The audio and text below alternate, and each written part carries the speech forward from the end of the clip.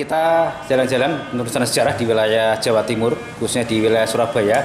Kali ini kita ketemu dengan seorang tokoh yang hobi dengan benda-benda pusaka atau benda-benda peninggalan era klasik Hindu Buddha maupun mungkin era kolonial atau mungkin Mataram Islaman. Ada juga era prasejarah. Nanti kita tanyakan sejauh mana hobi beliau dan kapan beliau senang dengan benda-benda peninggalan sejarah pada era klasik. Benda-benda ini dibuat di konteks seperti benda-benda di museum yang ada di Amsterdam. Lah, Amsterdam inilah yang dijadikan percontohan pembuatan museum pribadi. Bagi saya pribadi memang seperti inilah seharusnya museum pribadi ini bisa dijadikan percontohan museum-museum yang lain di wilayah kita sendiri. Kita langsung ketemu beliaunya. Iya, baik-baik Pak. Nah, kita sudah ketemu beliau. Nanti kita tanya-tanya benda-benda di sini. Kapan beliau mulai hobi dengan ini? Ya, Pak, bisa menyampaikan apa? Awalnya. Awal kapan hobi? Ya.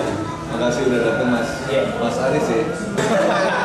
Jadi tempat ini sebenarnya kita baru buka itu sekitar 7-8 bulan yang lalu.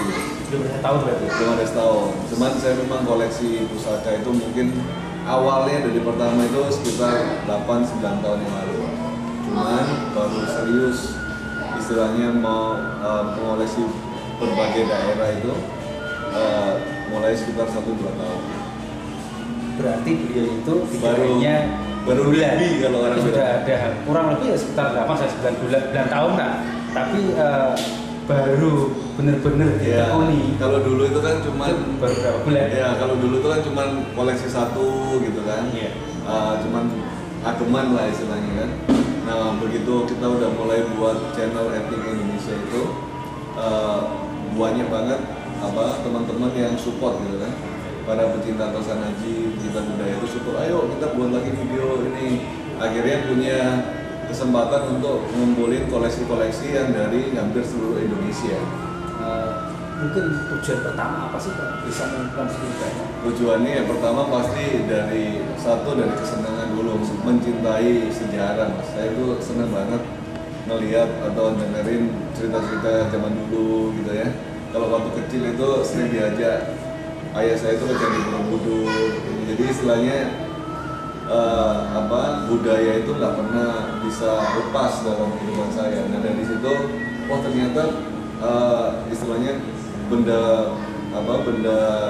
bersejarah atau benda-benda temuan atau pusaka itu ternyata mempunyai banyak sekali bentuknya, seninya banyak. Iya, jelas filosofi banyak sekali ya. Banyak banget. Nah, cuman ini yang bisa tahu itu saya itu kelihatannya banyak sekali benda-benda ini mulai era prasejarah, era klasik Hindu Buddha sampai era Mataram Islam ya. Ada. Pernah diambil itu? Oke gini, kita lihat di sebelah sini nih Mas.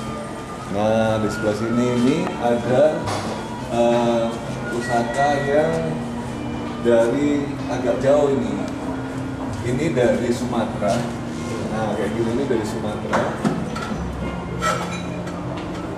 Terus ini pedang kita nggak temuin ini di Jawa Mas Aris.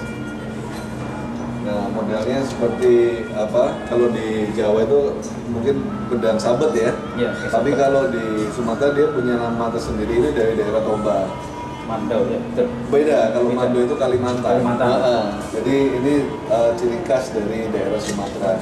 Ada lagi yang dari Aceh, sih nggak punya, ada yang dari Aceh. Lumayan jauh sih ya dari Aceh. Jadi gini, kelihatannya benda ini tidak kelihatan pamornya ya. Ada ya. Tapi memang beda antara tiap daerah. Itu punya ciri khas masing-masing dan cara pembuatan juga berbeda-beda. Yang jelas ini membuat ciri khas daerah masing-masing. Itu lebih kaya budaya. Ini dari daerah Jawa Barat. Ini bentukannya udah beda ya. Ini lebih ke kayak perahu nangkep, ini lebih ke pedang sabar. Nah ini dari Jawa Barat, mulai ada pamornya. Ornamennya juga beda, yang ini lebih ke arah megalitik ya. Jadi bentuk-bentuk dewa-dewa kuno megalitikum, yang ini mulai ke arah pewayangan. Berarti kalau ini Jawa Barat ya? Ini Jawa Barat. Jawa Barat ini etniknya sudah ada pamor-pamornya. Ada pamornya. Terus pegangannya juga sesuai dengan budaya daerah masing-masing. Benar. Juga yang Sumatera ya. Itu Sumatera. juga kepercayaan itu juga Kepercayaannya udah lain lagi. udah beda lain. Ya, seperti beda ini. lagi, ya, mulai Seperti ada bukan klasik tapi ini masih prasejarah. prasejarah megalitik ya. Megalitikan. Nah kalau ini dari Jawa Timur nih, namanya bedak suduk, bentuknya udah lain lagi mas. Nah ternyata Indonesia itu punya banyak, selain keris ya, punya banyak banget pedang itu juga beda-beda bentukannya. Jadi gini, kita orang Indonesia, orang Nusantara cukup banyak sekali, tiap daerah itu nggak sama. Jadi tiap kabupaten pun juga sama, tergantung para empunya ataupun seni dan budayanya. Dan itu mempunyai karakter masing-masing. Nah ini kita sudut maru ya. Sudut maru, jelas. Ya. Dan ini seninya cukup banyak, Mulai ada pamornya. Ya, pamornya cukup penuh. Ya. Ya, seperti ini. Kalau ini pamornya, kalau orang sini bilang pamor mulut semongko. Kalau ini banyu mili. Kita harus bangga dengan peninggalan seni budaya nenek moyang kita. Iya. Ternyata Indonesia punya berbagai macam sejarah tradisional itu yang nggak kalah dibandingkan sama orang luar negeri. Nah, berarti dengan ada perbedaan-perbedaan ini, pemerintah daerah atau pemerintah nasional atau mungkin pemerintah yang menaungi tentang benda-benda cagar budaya dan sejarah, seharusnya ini juga jadi satu harus bisa masuk kebanggaan kita dan bisa masuk sebagai benda cagar budaya yang bisa didaftarkan. Kan kalau di Indonesia ini yang ada satu-satunya museum pusaka itu kan cuma di Jakarta mas, di Taman Mini itu. Nah itu sebabnya kenapa kalau kita dari daerah Jawa kayak Jawa Timur ini kan pengen lihat pusaka kan kita nggak mungkin ke Jakarta dulu ya kan. Itu sebabnya harusnya setiap daerah itu mempunyai kebanggaan bisa membuat peninggalan-peninggalan kebanggaan di daerah mereka masing-masing. Ya. Minimal secara umum masyarakat umum itu sekarang di Surabaya ada. Beliau ini ada ya ahlinya minimal banyak sekali benda-benda koleksi-koleksinya. Mungkin masyarakat sekitar Surabaya daripada jauh-jauh ke Jakarta kan Surabaya juga ada seperti ini. Mungkin anak pelajar, mahasiswa. Harusnya di Nganjuk juga ada. Iya. Tiap daerah sebenarnya ada, cuman mungkin belum ada tokoh khusus yang seperti lebih mengkhususkan untuk misalnya senjata tradisional atau tembikar, karena Indonesia bukan cuma senjata kan, ada banyak mas. Ya, banyak benda-benda lain lah yang belum lagi batik, peninggalan kebudayaan tiap daerah kan beda-beda. Nah itu yang menarik. Itu jadi salah satu alasan sih kenapa kita buat museum cafe ini. Jadi modelnya seperti museum, tapi kita juga bisa santai. Berarti customer yang pengen datang ke sini juga bisa santai. Iya, jadi ada masakan tradisional juga. Mungkin ada nggak benda yang katakan historisnya tinggi?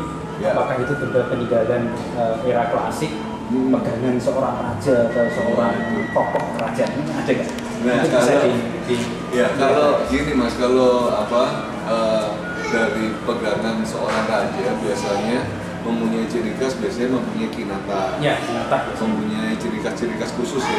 Contohnya kalau kita ikuti terus. Ini ada beberapa pedang yang memang mempunyai ornamen khusus yang merupakan salah satu peninggalan di era itu pasti bukan orang sembarangan yang megang. Nah ini adalah pedang, namanya pedang kelewang Lombok. Pedang kelewang Lombok ini adalah mataram Islam di Pulau Lombok kan, sekitar abad 17. Berarti milik Sultan. Kemungkinan besar gitu ya. Karena apa? Karena kalau misalnya menurut teman-teman di daerah sana juga untuk yang kasta yang biasanya nggak punya ornamen dari ornamen Arab. Iya, seperti itu salah satunya. Nah ini merupakan salah satu bukti bahwa di era Islam, pemerintahan Islam pun mereka juga sangat menghargai pusaka-pusaka, yang mana salah satunya ya seperti pedang kelewang Lombok ini. Jadi pegangan seorang tokoh ini motifnya ini memperlihatkan status sosial pemiliknya. Jadi ini kelihatan ini seorang mungkin pejabat pemerintahan atau pejabat kesultanan dari atau ningrat ningrat minimal Raden lah. Iya. Dan ini juga ada filosofi dari pegangannya juga kelihatan. Ya. Nah biasanya juga bisa ditandai juga dari sandangannya mas. Kalau gini ini kan ini namanya sandangan. Iya. Jadi biasanya kalau pusaka-pusaka yang istilahnya kelas strata sosial tinggi, biasanya sandangannya itu benar-benar dihias dengan bagus. Kadang-kadang dari emas, ini yang dari perak, ada yang dari perunggu gitu ya. Nah semakin tinggi biasanya lebih ke arah emas. Tapi sayangnya pusaka-pusaka yang udah warangka atau sandangan emas kebanyakan udah di luar negeri semua kan. Kita kalau lihat museum di luar negeri itu emas semua kita udah nggak bisa lagi kan.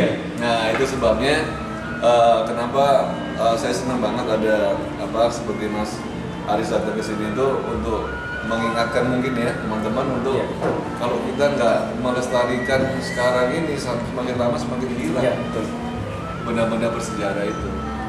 Akhirnya sekarang ini sandangan emas, pusaka dengan sandangan emas itu sangat sulit dicari karena mungkin pada era penjajahan atau pada era setelahnya banyak yang dibawa keluar karena himpitan ekonomi dan rampasan. Jadi benda seperti ini memang memperlihatkan sebagai peninggalan kebudayaan ya. Stratanya cukup tinggi dan motifnya juga jelas. Dan ini seorang tokoh agama juga ya. Motif, tapi di sana juga tidak lepas dari motif-motif peninggalan Majopahitan. Benar. Seperti ini kelihatan. Ada ciri khas Majopahitan kelihatan. Ini nggak bahkan lepas dari budaya Jawa ini. Iya, jadi akulturasi ya. Ya, akulturasi jelas. Nah ini jelas. Itulah Indonesia begitu luar biasa sebenarnya. Taruh sini aja nanti diberesin. Nah, yang mungkin ya saya lihat kok ada benda peninggalan prasejarah atau benda sebelum praksara. Oke. Nah ini sampai punya ini bagaimana sejarahnya ini? Ya. Kita kunci dong. Kita ambil kunci ya Mas ya. Ding ding. Oke. Ini kunci ding. Nah kalau ini mati gitu. Ini rekod masih hidup. Nah, kita coba dari daerah jauh udah kelihatan mulai dari atas sampai bawah. Ternyata kok ada benda praaksara atau benda prasejarah sampai beliau itu punya setua itu. Bagaimana sih beliau itu punya dan ada benda seperti ini? Bagaimana sih beliau kalau bisa punya? Kita lanjut. Ya, awalnya dari beli Pak. Ternyata beli juga. Nggak masalah beli. Yang jelas daripada dibeli orang luar negeri, dibeli keluarga besar Nusantara sendiri. Benar. Ya. Nah ini ada beberapa koleksi kita yang dari atas itu kayaknya kayak gajah purba ya. Iya, gajah purba. Kalau dari itu waktu itu dapetnya dari daerah kalau nggak salah dari daerah Blitar. Dari daerah Gunung Kapur ya. Iya, kemungkinan besar ya. Mungkin ya kalau lihat dari bentuknya ini kelihatannya jenisnya jenis apa itu mamut? Bukan. Kalau mamut di Indonesia nggak ada. Kelihatannya kalau nggak Stegodon ya Elpans. Antara dua itu. Ini masih belum putus ini. Iya. Ini masih ujungnya ya Mas. Ujungnya belum sampai ujung itu. Masih ada yang putus itu. Iya. Nah itu kita cuman sayang itu itemnya emang dia nanti kasih. Enggak, dapatnya udah seperti itu. Oh, berarti sampai sananya. Itu hitam karena apa? Karena umur atau karena lokasi? Biasanya dari air. Oke. Biasanya dia temukan di pasir yang ada airnya. Seperti ini. Ya, ini kelihatan ya. Ini keraknya yang luar, ini intinya. Nah, ini berarti hampir 100% sudah membatu, 100% sudah menjadi fosil. Kalau belum 100%, biasanya ini agak apa ya, putihnya itu bisa dikerok sedikit, itu dia bisa keluar. Ya, kalau ini udah membatu hampir 100% ini. Jadi kalau bagus. Perkiraan berapa tahun nih Mas umurnya Mas?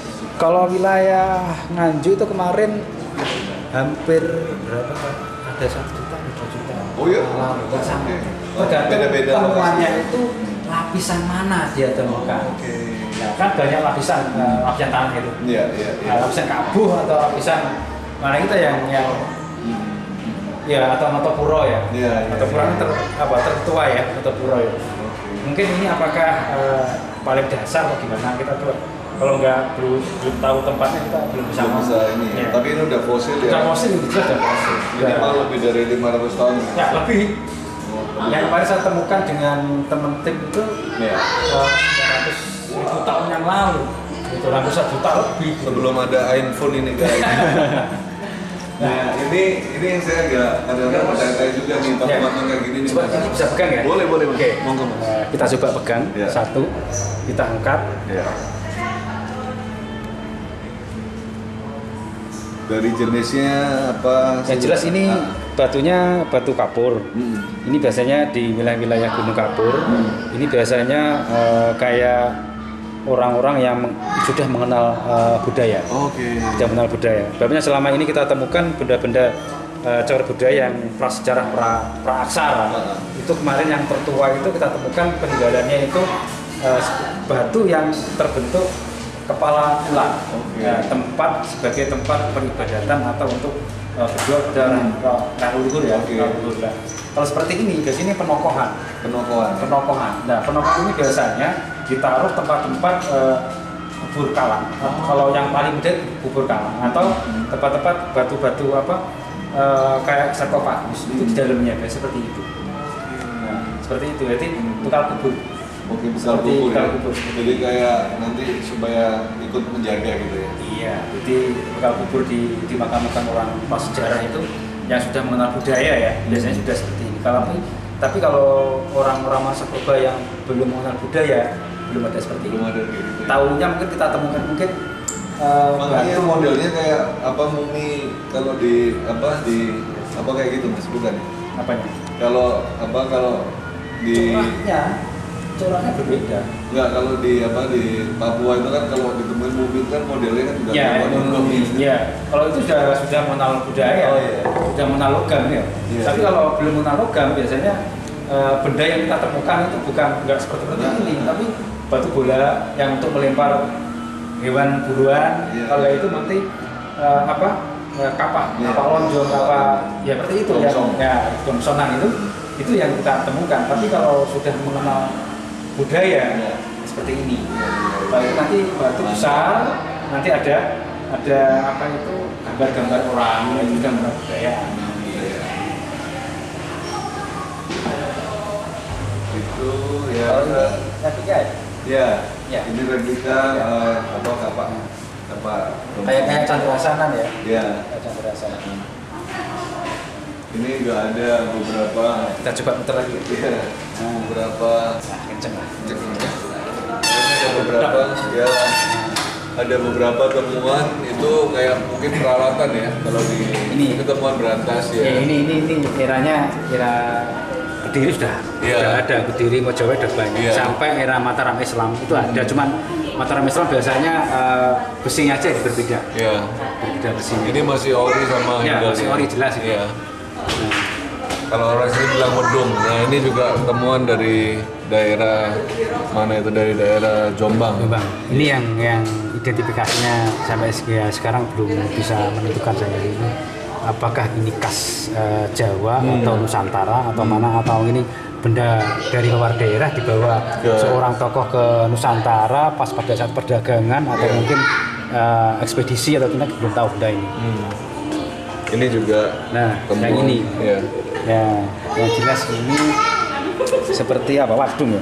Seperti Katga kalau orang Katga ya. Ini biasanya yang tertua itu biasanya di wilayah Malang. Wilayah Malang ya, seperti ini. Ini biasanya nanti ke belakangnya yang menjadi pusaka keris itu seperti ini. Oh iya, cikal bakalnya ya. Cikal bakalnya keris ya, seperti ini. Jadi kemarin sudah kita pelajari sudah 3 tahun yang lalu sebenarnya. Nah, ternyata ada benda yang coraknya seperti ini. Nah, ini berapa? 1, 2, 3. Ya. Nah, 2, 3 lurusnya ini, bawahnya sebenarnya. Ini bisa menentukan bahwa ini aliran apa sih? Oh, oke. Gaya apa sih, tinggalannya siapa sih? Kebudayaannya era apa itu ya? Ya, terus ini secara religinya itu kepercayaannya gimana? Kepercayaannya siapa sih? Siwa Bairawa apa gitu itu. ya? Oke. Yes, Brahmana, Wisnu, Siwa. Ya jauh seperti itu sebenarnya. Kebudayaan itu dari kita tidak jauh dari India juga. Ya, tapi di India sudah mulai hapus kan, hilang kan. Tapi di Jawa dengan era abad-abad yang ke-8-9 sudah mulai Hindu Siwa itu mulai banyak. Hindu Buddha, ya. Ini juga temuan dari Brantas. Kalau ini jelas, ini temuan-temuan kalau kita betul berantas ini peninggalan Indonesia. Ini manusia purba yang sudah mengenal logam. Biasanya seperti ini untuk bisa berburu, untuk memecah batu, memecah tulang-tulang hewan, atau mungkin memecah batu kayu itu bisa. Jadi udah hampir 1000 tahun kan? Ya ada. Kalau ini yang muda, yang tua biasanya itu kapak genggam ya. Seperti itu, kapak tusol ya, dan itu. Mantap, masih orisinil, sulit nyarinya. Jadi dari sana sampai sini itu belum selesai, masih banyak sekali benda-benda di sini yang bisa dieksplor, kita pelajari buat mungkin masa depan muda yang ada di Indonesia Nusantara itu bisa mempelajari peninggalan budaya dan sini yang ada di Indonesia, tinggalan nenek moyang kita. Ya, harapan kami beliau ini bisa meneruskan peninggalan ini jadikan warisan budaya ya, atau mungkin bisa dikatakan bisa dijadikan benda cagar budaya. Nah, harapan kami pemerintah itu nanti bisa mencatat atau mungkin bisa bekerjasama dengan memberikan jalan. Iya, bagaimana caranya benda-benda ini bisa dijaga keasliannya, dijaga sebagai benda cagar budaya Nusantara. Ya. Mungkin seperti itu. Ya, ya. Dan juga mungkin bisa menjadi inspirasi buat teman-teman yang nonton video ini juga, Bang, ya, untuk ikut serta melestarikan benda-benda yang kita temukan di sekitar kita gitu ya, supaya tidak rusak, hilang atau sampai ke luar negeri kan. Minimal kita, walaupun kita terbatas untuk identifikasi, kita minimal kita merawat dulu. Betul. Sampai suatu hari kita ada kesempatan untuk diberikan jalan, diidentifikasi, diberikan apapun dari pemerintah itu membantu kita untuk semakin giat untuk merawatnya. Betul. Jadi perjalanan kali ini penelusuran benda-benda harus mampir lagi kapan-kapan. Ya, harapan kami bisa mampir lagi, datang ke sini, bisa di welcome lagi sama beliau. Nanti kita ulas terus lagi. Iya. Jadi waktu kita juga terbatas, tidak terlalu banyak dan banyak yang harus saya kerjakan. Itu terus perjalanan kami perjalanan sejarah di Nusantara, khususnya di Surabaya, penelusuran benda-benda bersejarah khususnya peninggalan era klasik atau Hindu-Buddha. Terus dengan kami dengan Nganjuk TV. Mantap. Terima kasih, Mas. Sama-sama. Oke.